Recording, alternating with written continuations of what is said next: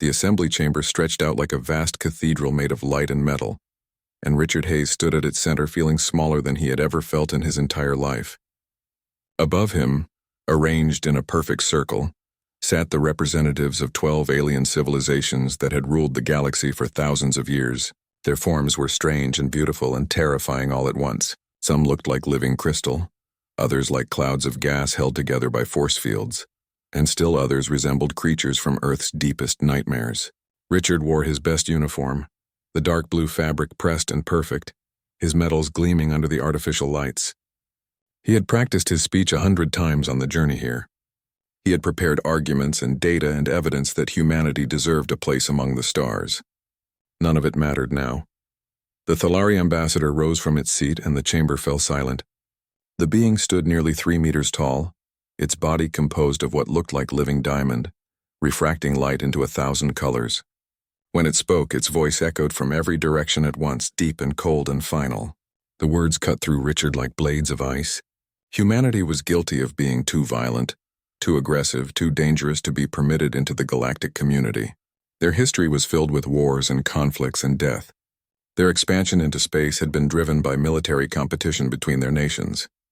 They could not be trusted. They would not be allowed to spread beyond their home system. The quarantine would begin immediately, and any attempt to violate it would be met with force. Richard tried to speak, his voice shaking with anger and desperation. He told them that humanity had changed, that they had united under one government, that their wars were behind them. He explained that every species must have a violent past, that evolution demands competition and struggle. He begged them to give humanity a chance, just one chance to prove they could be peaceful neighbors. The council listened in silence, and when he finished, they voted. 12 hands, claws, tentacles, and appendages of light rose in unison. The decision was unanimous. Humanity was banished. The journey back to Earth took 3 months, and every day of it Richard replayed the scene in his mind. He sent his report ahead through faster-than-light communications, and by the time his ship entered the Sol system, the entire planet knew what had happened. President Helen Carter met him at the landing pad, her face drawn and tired. She had been dealing with riots in every major city, protests outside government buildings, and calls for military action against the Council. The dream of joining the galactic community had united humanity for the first time in history, and now that dream was dead. Helen brought Richard to an emergency meeting in the underground command center beneath Geneva. The room was filled with the most important people on Earth. Military commanders sat next to scientists, politicians argued with corporate leaders, and everyone had an opinion about what humanity should do next. Some wanted to fight, to take a fleet to Council space and show them that humans would not accept imprisonment. Others advocated for patience, for finding a way to change the Council's mind through diplomacy and time. Still others suggested that humanity should focus inward, building a perfect society within their own system and forgetting about the rest of the galaxy. Admiral Jacob Pierce stood up and silenced them all with a single gesture. He was an old man, his hair white and his face lined with scars from the resource wars of his youth, but his eyes burned with fierce determination. He spoke slowly and carefully, making sure everyone in the room understood his words. The Council had made their decision based on fear, and fear could only be answered with strength. Humanity could not beg or negotiate their way into galactic society. They could only earn their place by becoming strong enough that the Council would have no choice but to accept them. If that meant building an empire in secret, so be it. If that meant developing weapons and ships beyond anything the Council possessed, then that was what they would do. Dr. Gregory Foster, who had dedicated 40 years to developing faster-than-light travel, objected immediately. He argued that building a military empire went against everything humanity had claimed to stand for. They had told the Council they were peaceful, and now they would become exactly what the Council feared. Jacob listened and then shook his head. They had been peaceful, and it had gained them nothing but exile. The galaxy respected power, not good intentions. Humanity would become powerful, and once they were powerful enough, they could afford to be peaceful again. The debate lasted for hours, but in the end, Jacob's vision won. President Carter authorized the creation of what they called the Long Silence Project. Every resource, every factory, every research facility would be dedicated to making humanity strong. They would accept the quarantine publicly, appearing to retreat into their system in defeat. But privately, they would prepare for the day when they would emerge stronger than anyone imagined. The project would take decades, perhaps generations, but humanity had learned patience through centuries of struggle. Construction began within weeks. The asteroid belt became a vast network of shipyards, each one hidden inside hollowed-out rocks that looked like natural formations from the outside. Mars, which had been partially terraformed for civilian colonies, was converted into a military stronghold. Every canyon became a bunker, every crater a missile silo. The moons of Jupiter housed research laboratories where scientists worked on technologies that pushed the boundaries of physics itself. Saturn's rings hid manufacturing plants that turned ice and rock into components for warships. On Earth, life continued as normally as possible, but everyone knew they were part of something larger. Children grew up learning not just history and science, but also tactics and engineering. Universities shifted their focus to practical technologies that could be used for expansion and defense. The entertainment industry produced movies and books about human triumph against impossible odds, keeping the dream alive in the hearts of billions. Every person on Earth and in the Sol colonies understood that they were the foundation of something that would one day stretch across the stars. Richard Hayes, who had witnessed humanity's rejection, became the director of the new Space Force Academy. He trained young officers who would never see the galaxy beyond the quarantine, but who would prepare the next generation for the day when humanity would finally break free. He taught them that strength was not just about weapons and ships, but about will and determination. He told them the story of the council chamber again and again, making sure they never forgot the humiliation, never forgot the injustice. Humanity had been judged and found wanting, but they would prove that judgment wrong. 50 years passed in silence, and the galaxy forgot about humanity. The Council's monitoring stations detected nothing unusual from the Sol system. Trade ships occasionally passed near the quarantine zone and saw only the quiet glow of a civilization that had accepted its fate. The Council members congratulated themselves on their wisdom. The dangerous humans had been contained, and peace continued across the known worlds. They had no idea what was happening behind that invisible wall they had built. Dr. Lisa Morgan stood in her laboratory on Europa, staring at equations that covered every wall and floating screen around her. She had been 25 years old when the quarantine began, fresh out of university and full of dreams about exploring distant stars. Now she was 75, her hair gray and her hands marked with age spots, but those dreams had never died. For 5 decades she had worked on a single problem: how to travel faster than light without using the Council's jump gates. Every species in the galaxy relied on those ancient structures, massive rings of exotic matter that created tunnels through space. But the Council controlled every gate, and humanity had none. If they wanted true freedom, they needed their own method of crossing the vast distances between stars. The breakthrough came on a cold morning when Lisa was drinking her 3rd cup of coffee and arguing with her assistant about quantum field theory. She saw it suddenly, the answer that had been hiding in the mathematics all along. Space was not a flat sheet, but a wrinkled fabric with layers that could be accessed if you knew the right frequency.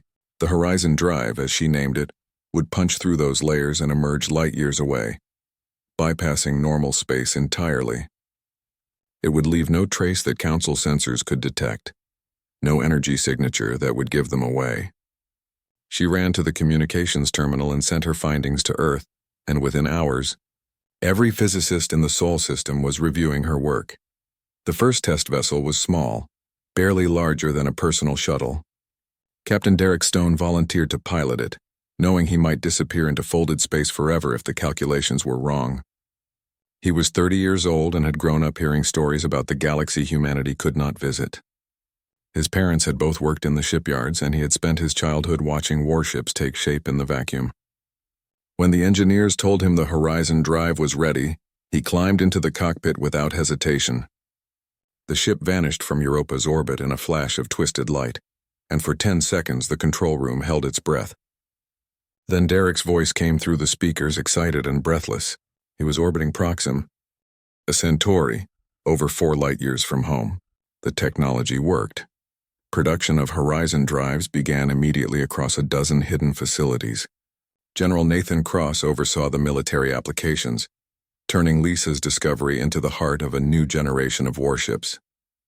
Nathan was a hard man who had fought in the last conflicts before humanity united, and he understood war in ways that terrified the politicians. He designed vessels that could appear anywhere without warning, strike with overwhelming force, and vanish before the enemy could respond. Each ship was covered in angular armor that scattered sensor beams, armed with weapons that combined human creativity with technologies humanity had developed in isolation. The Council's military doctrine had not changed in centuries, but Nathan was building a fleet based on strategies they had never encountered. By the year 2207, the Sol system had become something beyond imagination. Earth's population had grown to 12 billion, and every person contributed to the great project. Mars was no longer red, but showed patches of green and blue as terraforming slowly transformed it into a second garden world. The asteroid belt was hollow with construction, thousands of facilities working day and night. Venus, once thought uninhabitable, now hosted floating cities in its upper atmosphere where researchers developed new materials and technologies. The moons of the outer planets housed populations in the millions, each one specialized for different aspects of the growing empire. Chancellor Victoria Reeves had been elected to lead the Society of Free Worlds, the government structure that united all human settlements. She had been a young diplomat who stood beside Richard Hayes in the council chamber 50 years ago, and she had never forgotten the contempt in the alien voices. Victoria understood that humanity could not hide in the Sol system forever. The galaxy was vast, and somewhere in that vastness were worlds that belonged to no one. If humanity could reach them first and claim them quietly, they could build an empire before the Council even knew to look. The first colony ship left Sol in secret, traveling through folded space to a star system that Council surveys had marked as uninhabitable. Derek Stone, now an admiral, commanded the expedition. The planet they found was harsh, with thin air and cold temperatures, but it had water and minerals and room to grow. They named it New Dawn and began construction of habitats that could support millions. Within a year, the first children were born under an alien sun, and humanity had taken its first step beyond the prison walls. More ships followed, each one carrying thousands of volunteers who knew they might never see Earth again. The colonists were chosen carefully, selected for skills and temperament that would help them survive on hostile worlds. Engineers who could build cities from raw rock, biologists who could adapt Earth crops to alien soil, doctors who could handle medical emergencies without support, and soldiers who could defend the colonies if they were discovered. Every ship carried genetic banks and digital libraries containing all of human knowledge, ensuring that even if Earth was destroyed, humanity would survive. Captain Claire Bennett commanded the defense forces of New Terra, the largest colony world with a population of 15 million. She had been born in space on one of the orbital stations around Mars, and had never set foot on Earth. To her, humanity's future was not about returning to the homeworld, but about spreading across the galaxy until no one could ever cage them again.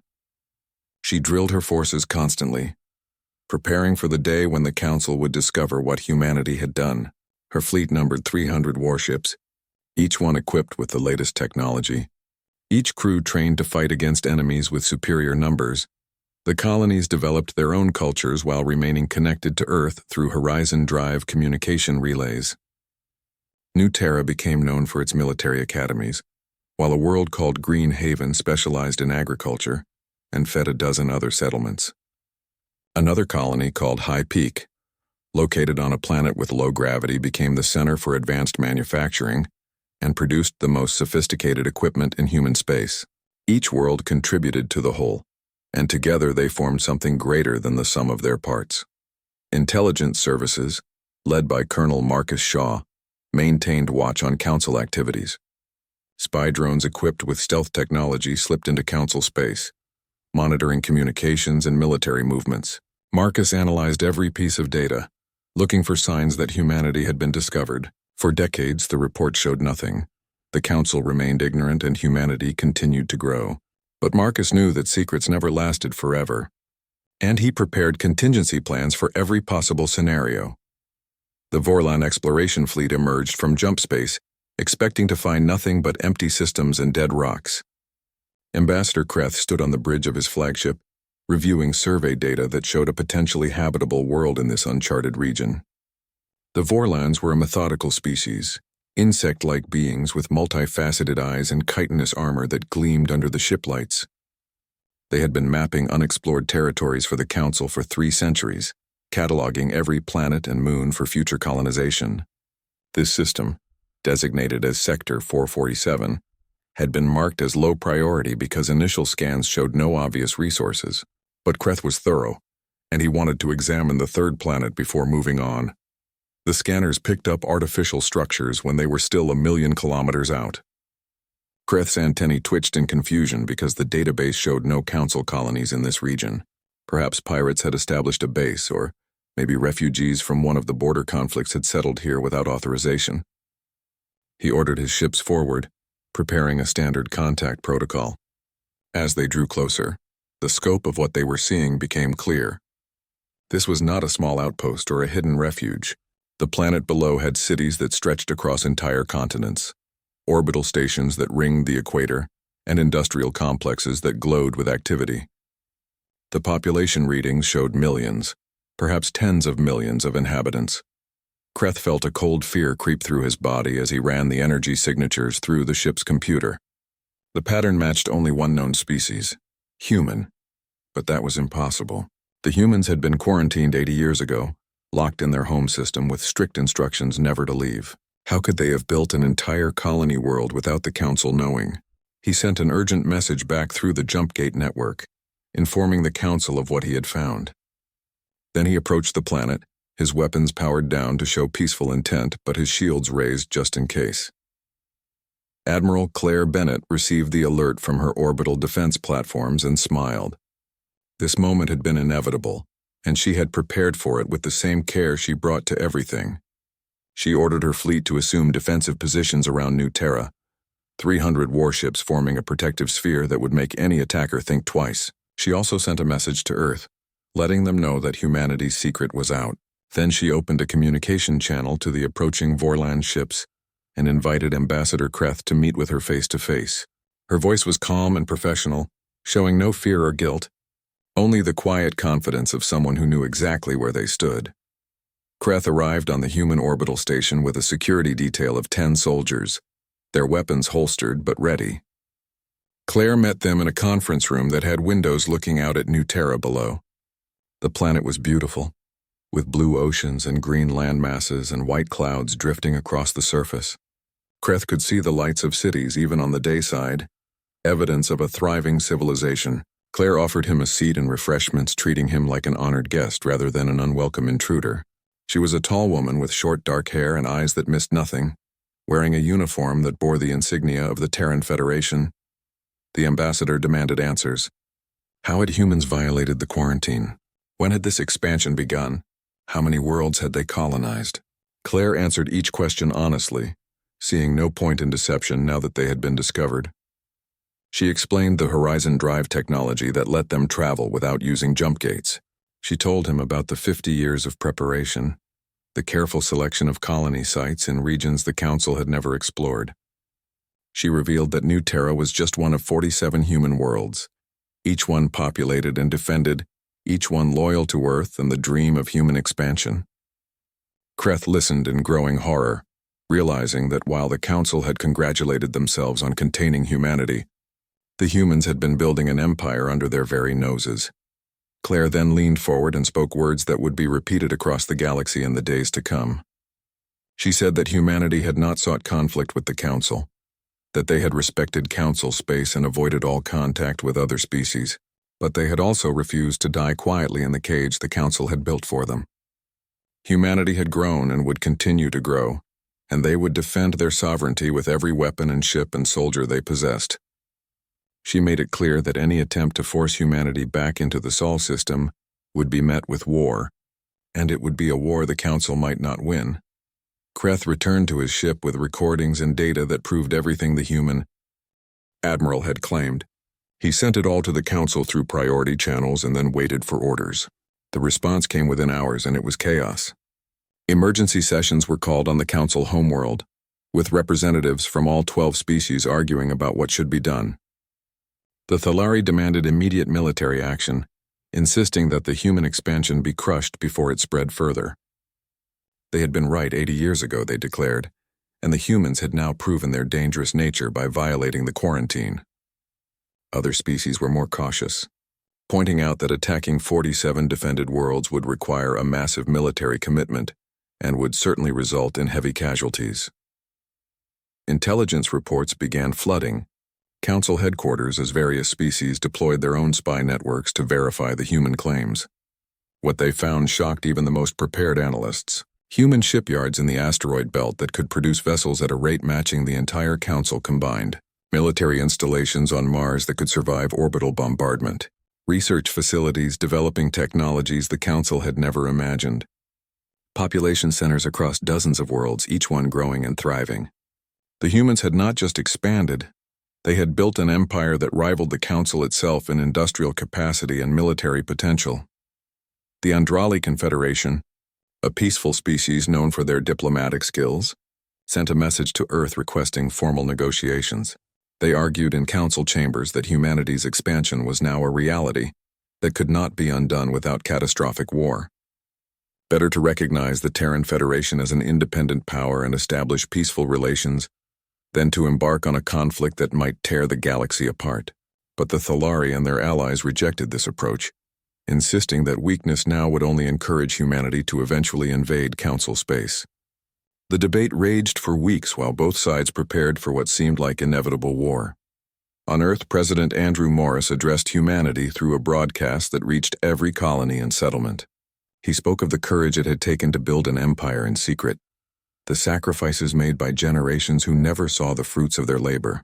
He praised the colonists who had left everything behind to settle harsh worlds, the scientists who had pushed the boundaries of knowledge, and the soldiers who stood ready to defend what humanity had built. He also made it clear that humanity did not want war, but they would not surrender their freedom. If the Council chose violence, humanity would answer with strength. The Coalition fleet arrived at Frontier's End without warning, 8,000 warships dropping out of jump space in perfect formation. The Thalari had convinced 3 other militant species to join them in teaching humanity a lesson about respecting Council authority. Admiral Kresh, a Thalari commander who had fought in a dozen campaigns, led the armada with absolute confidence. He had studied human military history and found it primitive compared to Council warfare. Their largest battle had involved perhaps 1,000 ships, and here he brought 8 times that number. The message was clear: surrender or be destroyed. Commander Ryan Fletcher stood on the bridge of his flagship watching the enemy fleet assemble. He commanded only 1,200 ships, outnumbered nearly 7 to 1, and conventional military wisdom said he should retreat immediately. But Ryan had not been trained in conventional warfare. He had spent 20 years studying every battle humanity had ever fought, from ancient naval engagements on Earth's oceans to the resource wars in space. He understood something the Coalition did not. Desperation made humans creative, and creativity won battles that numbers alone could not. Ryan divided his fleet into small groups of 30 ships each, spreading them across the system in positions that looked random, but formed a carefully designed trap. The Coalition moved forward in their traditional wall formation, thousands of ships advancing in organized rows that could concentrate fire on any target. It was a formation that had won wars for millennia, overwhelming enemies with coordinated firepower. Ryan waited until they were committed, deep in the gravity well of Frontier's End, and then he attacked from 12 directions at once. Human ships darted in like wolves, hitting the edges of the Coalition formation and vanishing before return fire could track them. They used the horizon drive for micro-jumps, appearing behind enemy vessels and destroying their engines before disappearing again. The Coalition tried to adjust, their ships wheeling to face new threats, but every time they turned, another human group struck from a different angle. Ryan had studied pack-hunting predators from Earth, understanding that mobility and surprise could overcome greater strength. His ships were faster, more maneuverable, and fought with a ferocity that shocked the Coalition commanders. The battle raged for 6 days, and every day the Coalition lost hundreds of ships while human casualties remained relatively light. Admiral Kresh could not understand what was happening. His forces should have overwhelmed the humans through sheer numbers, but instead they were being picked apart piece by piece. Human weapons targeted weak points in Coalition shields, exploiting design flaws that had existed for centuries but never been challenged. Human tactics used asteroids and debris as cover, turning the battlefield into a maze where superior numbers became a liability. On the sixth day, with his fleet reduced to 6,000 ships and human reinforcements arriving, Kresh ordered a retreat. The coalition had been defeated. News of the battle spread across the galaxy like wildfire.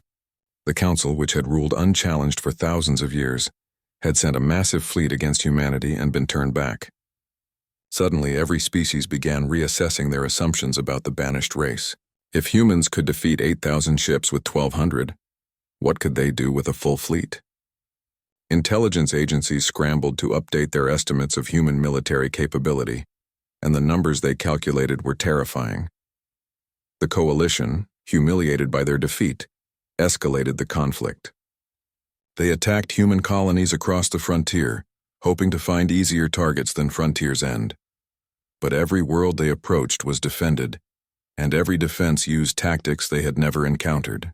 Captain Linda Foster led raids deep into coalition supply lines, destroying fuel depots and ammunition stockpiles with small groups of fast ships.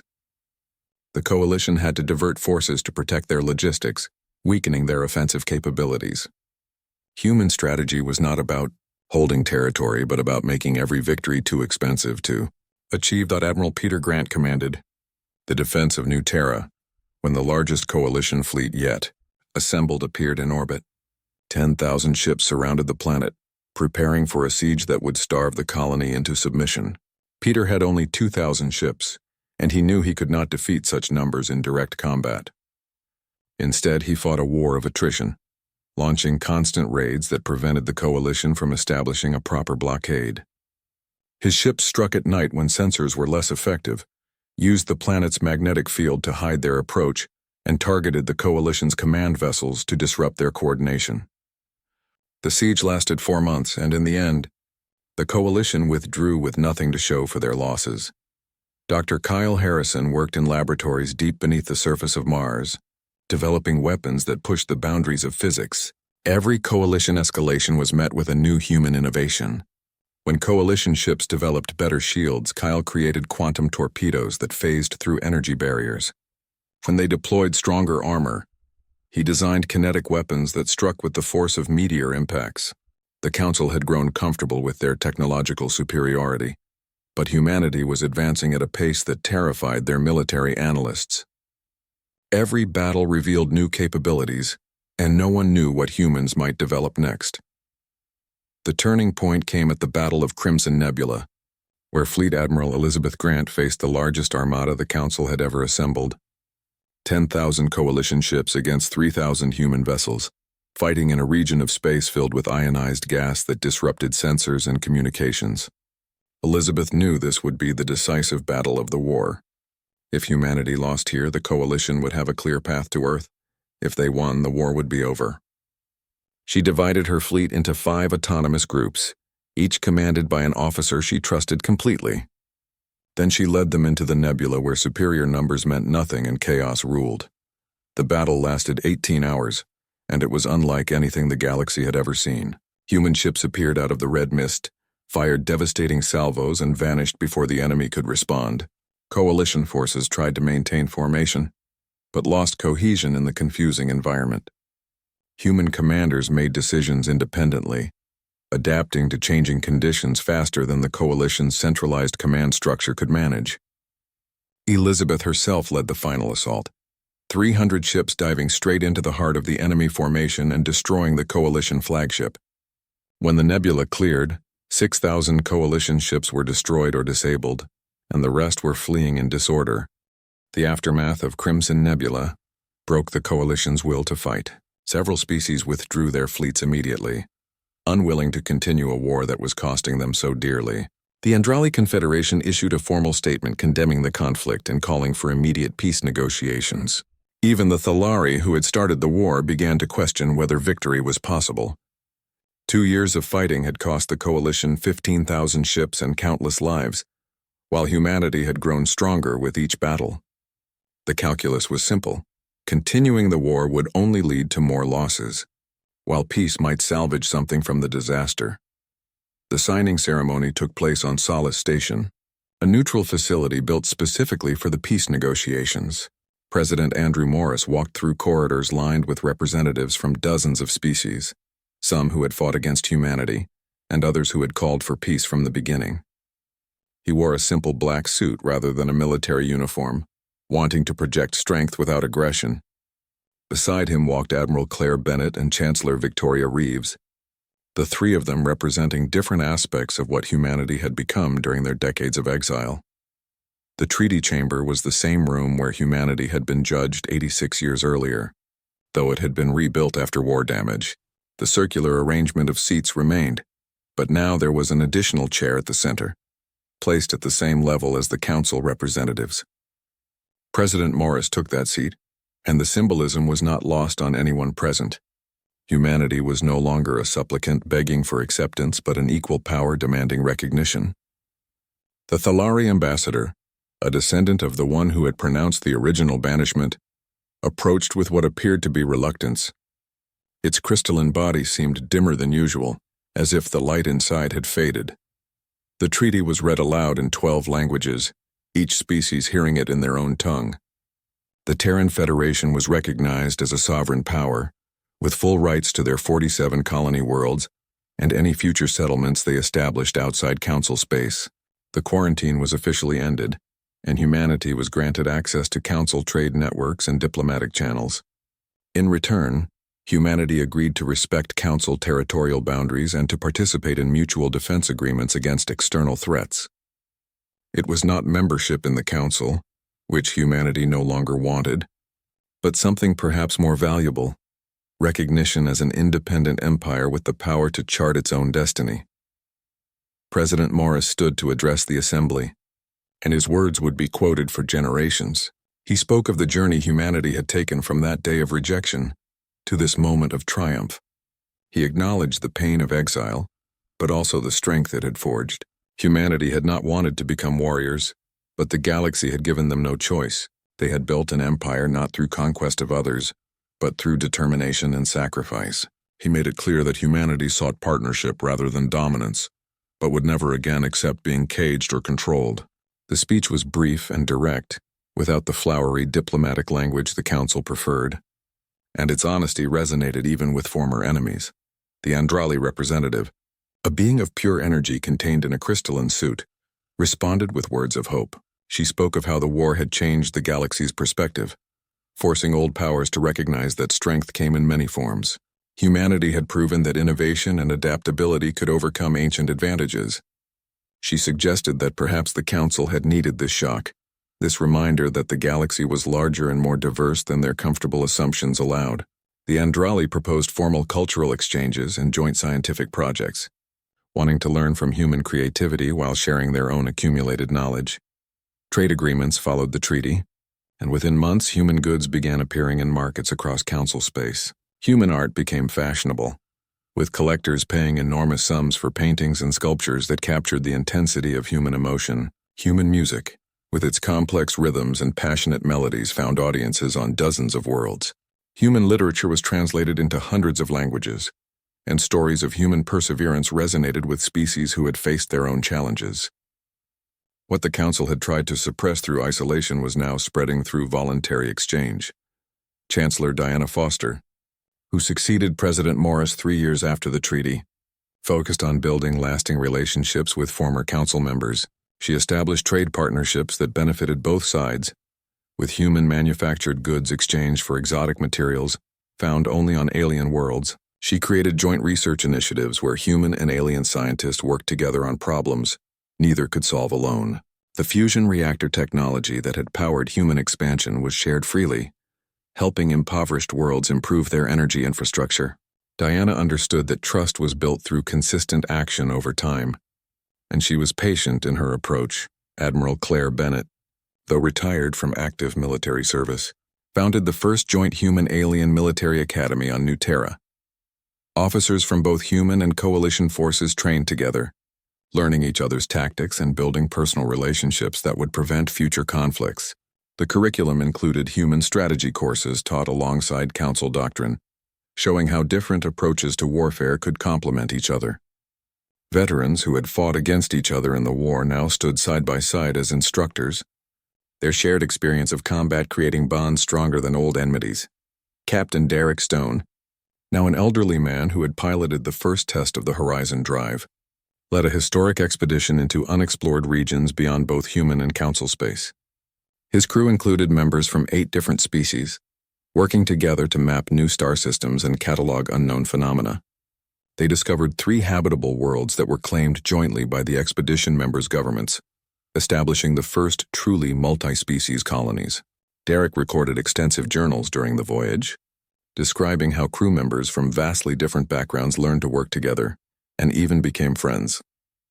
50 years after the Treaty of Solace Station, the galaxy had transformed in ways no one had predicted. Humanity was no longer seen as dangerous outcasts, but as valuable partners who brought fresh perspectives to ancient problems. Young humans and aliens studied together at universities across multiple worlds, their mixed classes producing innovations neither species could have achieved alone.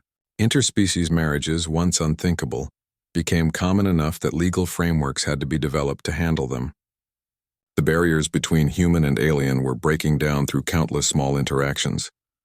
New threats emerged from the unexplored regions of the galaxy, hostile species that recognized no law but strength. The Council and the Terran Federation faced these challenges together, their combined fleets proving far more effective than either could have been alone. Human tactical flexibility paired with Council firepower created a military force that protected peaceful species from aggression. The very traits that had once made humanity seem dangerous now made them invaluable allies in a galaxy that was larger and more perilous than anyone had realized.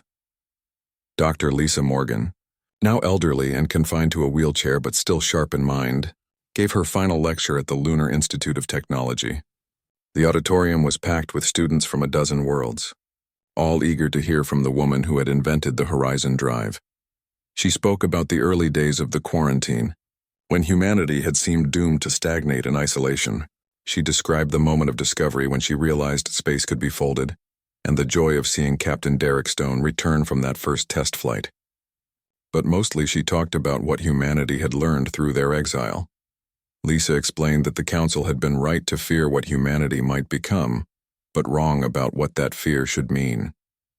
Humanity had become mighty, building an empire through determination and innovation, but that might had been tempered by the struggle itself, refined by decades of working together toward a common goal. Strength without wisdom led to tyranny, she said, but strength earned through hardship could be wielded with compassion. The galaxy had tried to cage humanity for their own protection, never imagining that the cage would forge something stronger and better than what had entered it. The lecture ended with Lisa looking out at the mixed audience of human and alien students, seeing the future she had worked her entire life to create. They would inherit a galaxy where humanity was respected and welcomed, where human children could dream of exploring distant stars without fear of rejection. The empire that had been built in exile would endure not through military force but through the relationships and trust that had been carefully constructed over generations. Humanity had proven they deserved their place among the stars, and now they would spend centuries showing the galaxy what they could accomplish when given the freedom to try.